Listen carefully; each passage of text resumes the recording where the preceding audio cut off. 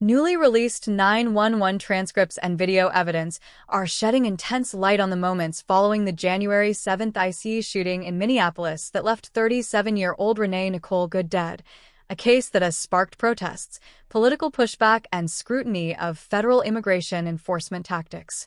The 911 calls, obtained in the days after the incident, capture the immediate chaos and confusion as bystanders reported shots fired and called for help, while emergency medical personnel worked desperately to save Good before she succumbed to her injuries. Video released by law enforcement shows an ICE agent approaching Good's vehicle during a federal operation and firing multiple shots as the SUV moved, footage that contradicts some official assertions and has become a key point of debate about what happened. Federal and local leaders are sharply divided over the narrative. Department of Homeland Security officials defend the agent's actions as self-defense, citing claims that the vehicle threatened officers. Meanwhile, Minneapolis Mayor Jacob Frey and others reject that account, characterizing the federal response as chaotic and questioning whether the use of lethal force was justified.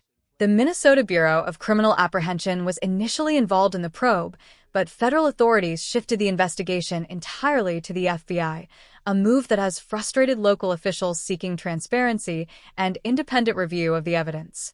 Good's death has ignited protests and calls for accountability, underscoring deep tensions over federal immigration enforcement in Minneapolis and broader debates about law enforcement use of force in minority communities. Did you know? Former U.S. Senator Kyrsten Sinema is facing a civil lawsuit accusing her of engaging in a romantic relationship with a member of her security team, allegations that have now sparked legal action and public scrutiny.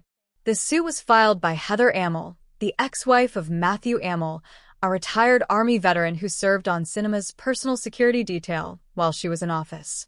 Amell's complaint, filed in North Carolina under the state's rare alienation of affection statute, claims Sinema pursued a relationship with her husband while he was still married and employed to protect the senator. According to the lawsuit, the alleged relationship involved repeated intimate encounters, suggestive messages shared via encrypted apps, gifts, and attendance at events together, including a concert and trips, which Amell's ex-wife asserts contributed directly to the breakdown of their 14-year marriage.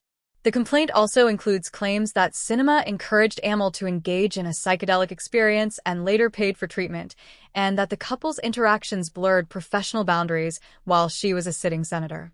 Sinema, who did not seek re-election in 2024 and now works in the private sector, has not publicly responded to the lawsuit, which seeks damages for emotional and financial harm.